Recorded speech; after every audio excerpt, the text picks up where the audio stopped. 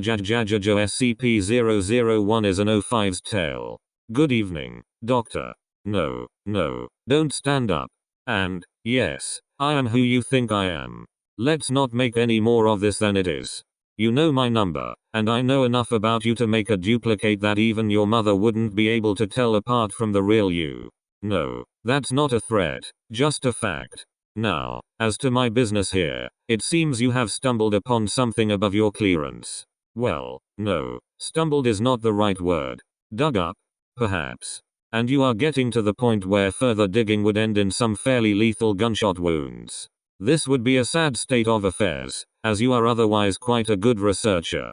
Therefore, you are getting something very few people in the Foundation ever get, an explanation. Yes, we were alerted when you first started digging into SCP-001. Every researcher who's been around for a while looks into it. Most are satisfied when they uncover the angel with the flaming sword. It's buried under enough levels. But then you started looking into the factory, and that is when I knew you wouldn't stop. So, here it is. Plain and simple. The factory is SCP-001. But it will never be written up. It was a choice I made early on in the creation of the Foundation, and a choice I still stand by. You researchers are far too curious. I'm not sure which scares me worse. That we'll never understand the factory or that we one day will. Ah well, I'm sure you're eager to learn more. The factory was built in 1835. Back then it was known as the Anderson Factory, named after James Anderson, a rather well-to-do industrialist. It was built in, well, we'll just say America, and was the largest factory yet designed, a good mile across at its widest, 3 stories tall throughout, with a special 7-story tower by the front gate that Anderson lived in. It was designed to be the ultimate factory, capable of taking care of everything, including the housing of workers. People could be born, work, live, and die, without ever leaving the confines of the factory. And work they did, on everything from cattle raising and slaughtering, to textiles, to everything else under the sun. Now, no one knows whether James Anderson was actually a Satan worshipper. It's just as likely that he followed some kind of pagan gods. What is known is that he was very exact in the building of his factory, and in the placement of his machinery within it. Survivors claim the floor was engraved with arcane symbols, that were only visible when blood flowed across them. But then the survivors claimed a lot of things. What is known is that Anderson made his money on the blood and sweat, and sometimes body parts of the lower class. His journals indicate he thought of them as less than human, being put on this earth only to serve his will. Of course, at that time, no one knew about his predilections, and so people flocked to the factory. A place to both work and live at the same time? Well, of course people wanted in. Never mind the harsh hours, working conditions, sadistic security force, and all the rest. Factory workers were forced to work 16-hour days, work only shutting down on Sundays, between sunrise and sunset. Workers were not given individual rooms, instead sharing rooms with 8 other people, sleeping in shifts of 3. Medical attention was unheard of. If you were injured in the course of your duties, which most people were, you were expected to just keep working. Anyone too injured to work was dragged off by the security, never to be heard from again. For 40 years, the Anderson factory cranked out all sorts of things for people. Meat, clothes, weapons. Never mind that the beef might be mixed with human. Don't care that the weapons were forged in blood. No attention need be paid that the clothes were dyed with, well, you get the idea. Rumors leaked out, but the products were so good, why bother? Until someone got out. I never met the brave soul who managed to escape, but she managed to meet with President Grant, and, in 1875, he enlisted my aid. At the time I was, well, it doesn't matter. We'll say I was military, kind of, and that my people were the same. 150 good men and some few women, who were often given jobs that weren't supposed to be common knowledge. We'd been cleaning out some Confederate holdouts, and some of the worst things we found down south. So, we did some research, didn't like what we saw, and went in, loaded for bear. I don't actually remember much about the night it all went down. Most of it blends together in my head. I get flashes, sometimes, of the people chained to the line, living next to dead, and damned hard to tell which was which. Children working underneath machines, the majority of the flesh scoured from their bones by the great wheels and cogs. And the other things. No, I'm alright. I haven't thought about that night for a very long time. The security force wasn't much of a problem. But then Anderson's creations showed up. He'd been taking the injured workers and, well, experimenting on them. Men, if you could call them men, with multiple arms, sewn together, some of them combined with animals, horrible monstrosities out of mankind's worst nightmares. They kept coming, wave after wave of not quite living creatures. I lost a lot of good people that night. And then we found Anderson's breeding pits, girls as young as 8, chained to the walls, forced to be nothing more than. I'm sorry. Even today, more than a century later, the memory makes me see red. When we finally found Anderson cowering in his office, we hung him from his tower window, with his own entrails. As he died, he laughed, saying it didn't matter, we could kill him, but his factory, the factory, would go on.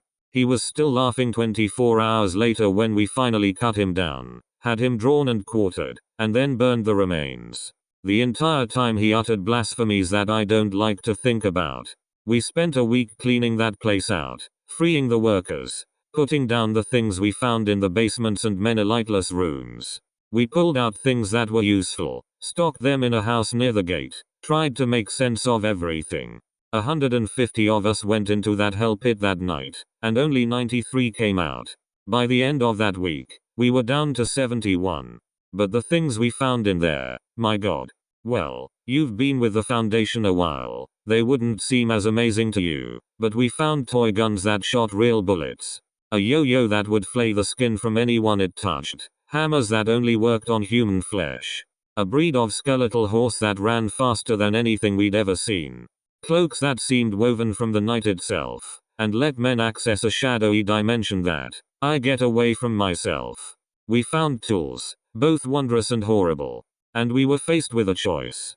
I gathered my highest ranking, well, we'll call them officers, to me, and we tried to figure out what we would do. They all had opinions. The chaplain, he had gone a little crazed. Thought all these objects must be miracles sent from God, holy relics to be worshipped.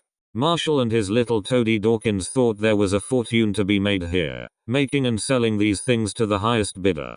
The Injun we all called Base, due to his deep speaking voice, he called these things an abomination, and declared that we should hunt down and destroy everything we could find. And Smith thought we should take this stuff back to the president. The only one without an opinion was the old man, but he never said much of anything anyways. We argued for hours, days, trying to work it out. I thought we were sitting on a gold mine, alright.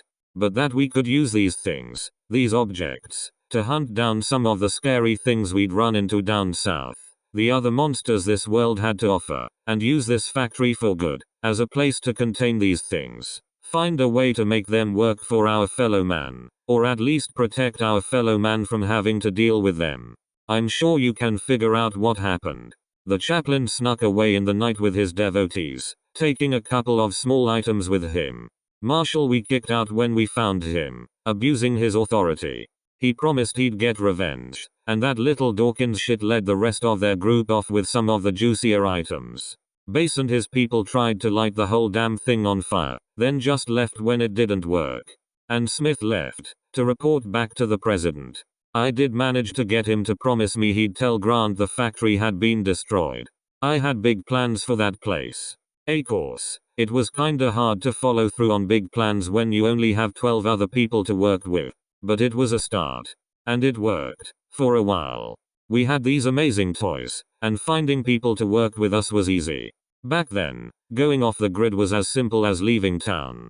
We knew what we wanted. We knew what we could be. Leventhal set out getting us backing. A simple invention here, some well-invested money there. It all worked out. White and Jones set out getting us other backing. In our previous work we'd found out some interesting things about people. Some secrets that powerful men didn't want getting out. And, with our new position helping keep secrets, we got more people asking us to deal with their secrets. Blackmail is a dirty word, but it works. Bright, Argent and Luminux got to work cataloging the items. Light and Bright's wife, The nurse. They made sure we kept ourselves healthy. Hair. No, it's just remembering light. She had such unusual ideas about hygiene. For the time. Brilliant woman. Zov, Fleischer and Karnoff dealt with training the troops. Tesla and Tamlin were in charge of figuring out how to take advantage of the items, without making it obvious. We were amazing. The city we built around the factory, which we took to calling Site Alpha, was self-supporting. Agents, researchers, operatives of all sorts, not by those names, of course, but those positions. We expanded. Horizontal ellipsis. I'm sorry, I am an old man. I know I do not look it, but the body lies. The mind doesn't always remember right. And sometimes I get lost in my memories. Things get confused. But, the long and simple of it is this. We used the factory. It always seemed to have more empty rooms to store things in. Back then, that was the word for them. Things. No skips then. Number. We thought we had the factory tamed. That's one of the reasons I refuse to quit this job. If there's anything I can do here, it's remind people that we will never tame these things. Contain them, yes, but as we saw with Abel, tame them? Never. After a decade or so, we were pretty organized. The 13 original of us were being called by numbers, not names. We knew how to make things work. And, if a thing or two vanished inside of the factory, still? And the occasional D-class? What? Yes, we had D-class back then. Disposables. That's where the D comes from. Had to have someone to test things on. Tesla and Tamlin were both very firm about that. But, yes, sometimes we lost people who didn't matter. Adam, sorry, Dr. Bright, was fond of saying it was the factory taking its toll. You can't get something for nothing. 1911 was when it all went wrong. Things. We called them fairies. An entire race of things, living beside us. They could look the same as you or I. The only obvious difference was an allergy to iron. Yes, that's why we called them fairies. No, you haven't heard of them. Why? Because it's the one time the Foundation wiped out an entire race of things. Root and branch. And I'm the one who did it. We'd been hunting them for some time. We'd run into them a time or two before. Come out on top. So, when a certain royal asked us for help, of course we were eager to get them in our debt. We've always loved having people in our debt. We sent a team to help out, take care of what we thought was a hunting party. The next time we saw them, their heads were on poles, attached to the saddles of the creatures the fairies rode, when they attacked the factory. It was horrible. 3 words, but they convey so much. I have never. I'm sorry. Please, give me a moment. I've never told this part to anyone. You should consider yourself lucky. And, if you ever tell anyone any of what I am about to impart on you, I will not just kill you, but everyone who shares your DNA, in the worst ways possible. You'll think Procedure 110 Montauk is a walk in the park compared to what I do to you. We lost. The things came, and they destroyed us. Rode over our emplacements, slaughtered our people, shrugged off our weapons like they were nothing. I watched my 13 go down, left and right, just trying to hold the factory. And I, their leader, their friend, their father figure, godfather to the Brights' 4 young children, confidant, sometimes lover, always the confessor. I ran like a scared little schoolboy, deep into the dark guts of the factory. I was chased by the things, always just one step ahead. I could hear them behind me, feel their breath upon my neck. And I came to a door I'd never seen before. A bronze door, covered in Arabic script of some sort. I've never been one for languages, especially not the curvy bullshit the Musselmen use. But I didn't care. They were coming for me, and I threw the door open and dived through it. Everything inside was different. There was a feeling of peace, that nothing could hurt me here. The light was this dark red, but still felt right. My ears were filled with the steady thrumming of a gigantic heartbeat. And, in front of me, were the remains of Anderson. It spoke to me then, but I'll be damned if I could tell you exactly what it said. What it told me was more meaning than exact. It offered me hope. It told me that each of the things we had used from the factory, no matter what we did with them, fed it, helped it grow. But if the fairies took the factory, they would destroy it, and we couldn't have that. It offered me a deal. It could remove this event. Make it have never happened. All I needed to give it was us. I didn't want to. I knew it was a bad idea. But then, I saw them again. My family, my friends, dead. Dead by the hands of those bastards. I agreed. It smiled. And I found myself once more upon the ramparts, watching the horde of fairies crest the hill. My foundation alive once more. In my hands was a weapon. I won't bore you with the details, but we slaughtered them. And, with these new weapons, continued to slaughter them, everywhere they lived, everywhere they bred. My fellow O5s questioned my decision, thinking we should save some, in case we might ever need them. I overruled them. We moved away from the factory. Shut it down. Moved our things out of there. We changed the name from things to special containment protocols, focusing on containing them, not anything else. The others were curious, but understood I had my reasons. I boarded up the factory, locked it shut, buried it under a ton of rubble, saying it was too dangerous. I thought I'd gotten away with it, until I found a thing on my desk. One of the old toy guns that shot real bullets. And it had the factory label on it. Horizontal ellipsis. I've sent people in, from time to time, to see what it might be doing. Last time I sent people in to look, there was nothing there.